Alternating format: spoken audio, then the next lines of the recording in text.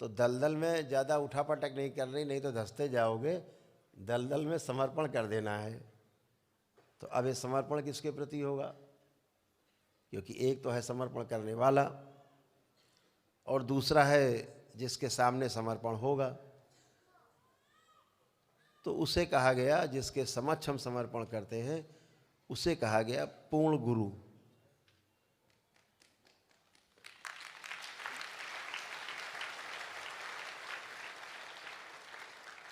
तो बाबा जैसे पूर्ण गुरु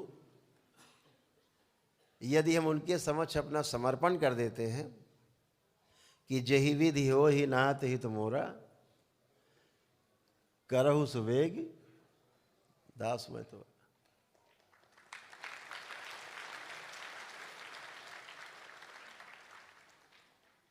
समर्पण ऐसा,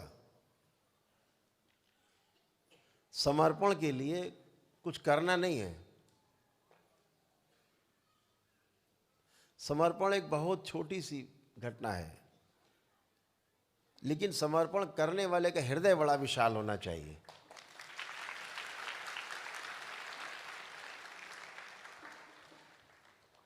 अगर हृदय विशाल नहीं है तो घटना बहुत बड़ी लगेगी समर्पण की। कैसे करें समर्पण, चला ना जाए सब कुछ, सब कुछ चला जाएगा समर्पण से। कुछ तो बच के रख जाए, कुछ तो रख लें बचा के। अरे भाई, समर्पण का अर्थ ही है सब कुछ लुटा देना। गुरु के सामने सब कुछ लुटा दिया, बचा ही नहीं। कुछ भी बचा के रख रहे हैं कि चलो ऐसा नहीं होगा तो फिर आगे ऐसा कर लेंगे। ये समर्पण की सबसे बड़ी बाधा है। जहां आपने विकल्प चुना, ऐसा नहीं होगा तो ऐसे कर लेंगे,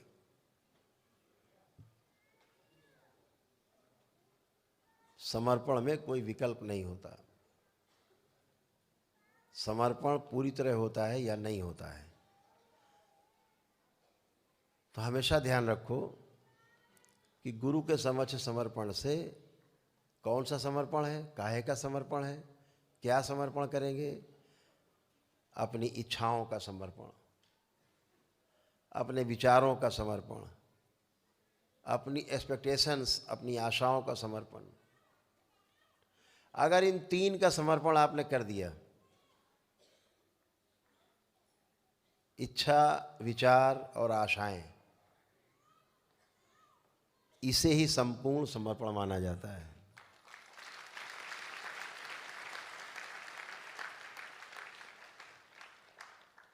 इन इच्छा, विचार, आशाओं में ही आपका काम, क्रोध, मद, लोभ, अहंकार,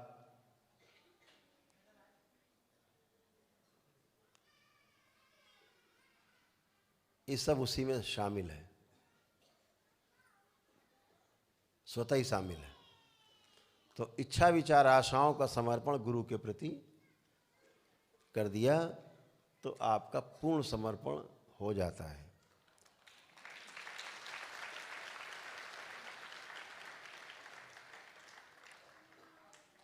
तो इसलिए जिस दिन समर्पण करते हैं, आप कभी देखो,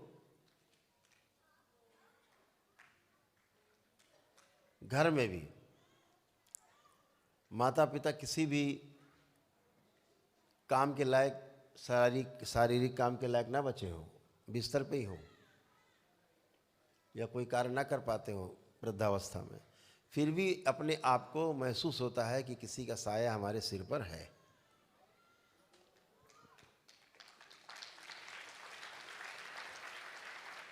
कोई व्यक्ति नहीं चाहता, भले ही अपने पिता माँ इस अवस्था में हो कि चारपाई से उठ के एक लोटा पानी नहीं ले सकते हो, तब भी व्यक्ति चाहता मेरे माता पिता मेरे साथ रहें, जिंदा रहें,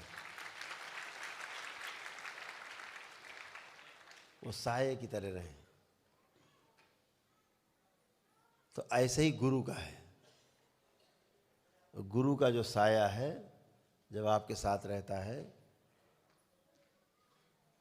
और गुरु का साया गुरु देता नहीं, गुरु से छीन लेना पड़ता है, गुरु से लेना पड़ता है।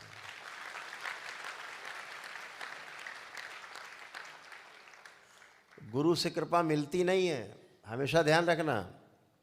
आप सोचो गुरुदेव कृपा करो, बिल्कुल नहीं करेंगे। छीन लो कृपा, लूट लो।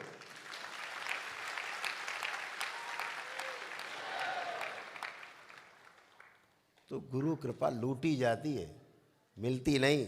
इस धोखे मत रहना कि गुरु कोई कृपा आप पे करेगा। ये कृपा तो आपको लूटनी पड़ेगी। कैसे लूटोगे? समर्पण करके। हमने तो सब कुछ दे दिया, अब तो बचा ही नहीं कुछ। अब तो जो कुछ है तुम्ही से लेना है, अब तुम्ही से लूट लेना है, मेरे पास तो बचा ही नहीं। तो ऐसे भावना रख के गुरु के प्रति, बाबा के प्रति आपको चलना है जीवन में। तो आप सभी लोग एक